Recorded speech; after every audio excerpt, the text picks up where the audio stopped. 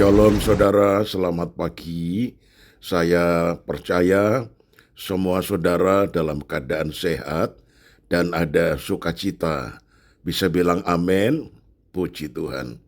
Mari kita mempersiapkan diri menerima renungan di pagi hari ini. Segala pujian, hormat, dan syukur kami naikkan di hadapan-Mu ya Bapa. Perkenankan kami datang dalam nama Tuhan Yesus, Juru Selamat kami, untuk memohon kiranya firman-Mu yang kami dengar di saat pagi ini akan membawakan kepada kami pengertian tentang perkara-perkara rohani, sehingga kami betul-betul merasa lapar, karena orang yang lapar disebut orang yang berbahagia dalam segala perkara. Terima kasih Tuhan. Dalam nama Tuhan Yesus, haleluya. Amin. Tema renungan pagi ini yaitu kenyang atau lapar. Amsal 27 ayat 7 berkata demikian.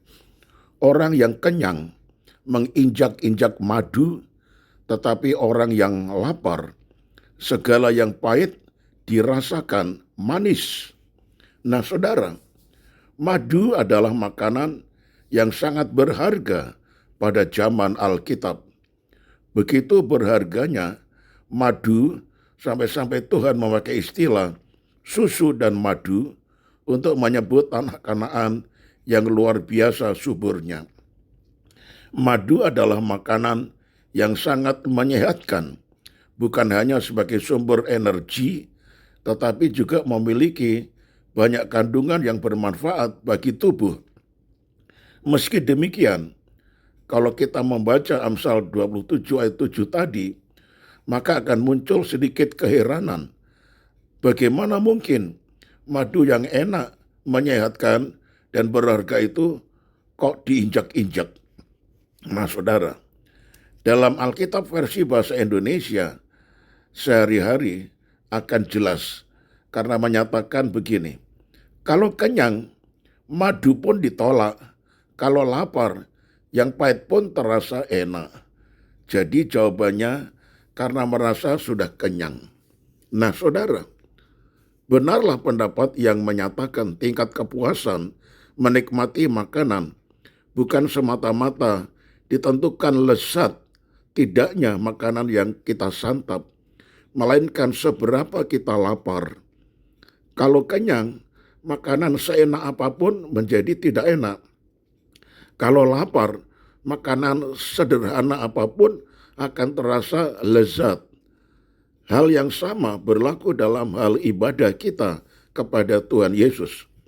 Tidak jarang kita beribadah dengan bermalas-malasan, padahal Tuhan menjanjikan berkat yang luar biasa di dalam setiap ibadah.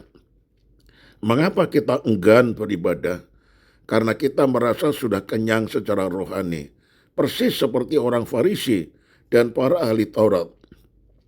Mereka merasa sudah kenyang dengan hal-hal rohani dan menganggap diri mereka sudah baik, benar dan hidup dalam kesalehan.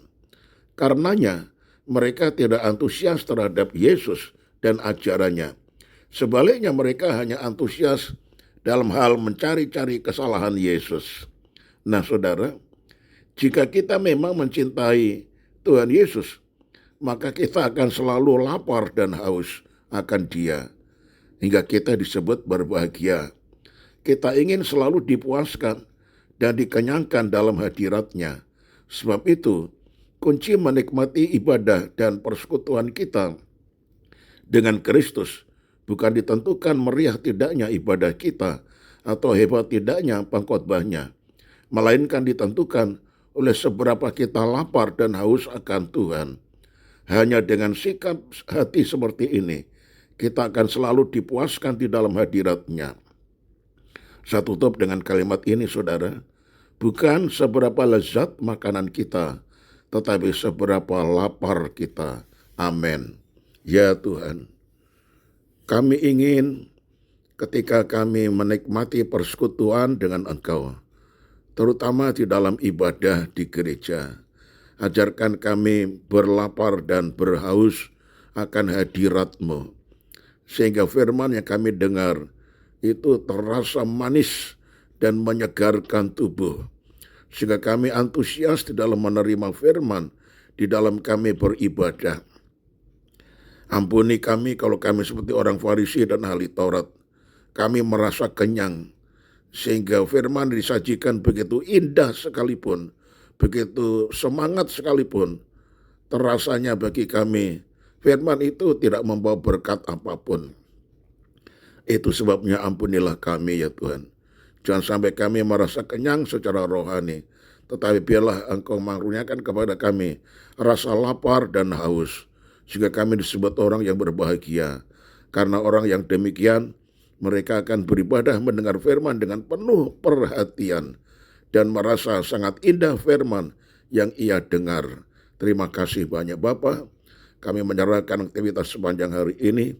Tuhan pimpin, jaga, lindungi, berkati, dan jauhkan kami dari mara bahaya penyakit apapun juga. Segala hormat, puji, syukur kami naikkan kepadamu. Di dalam nama Tuhan Yesus kami sudah berdoa. Amin. Nah, shalom saudaraku, sampai berjumpa esok hari. Tuhan Yesus memberkati.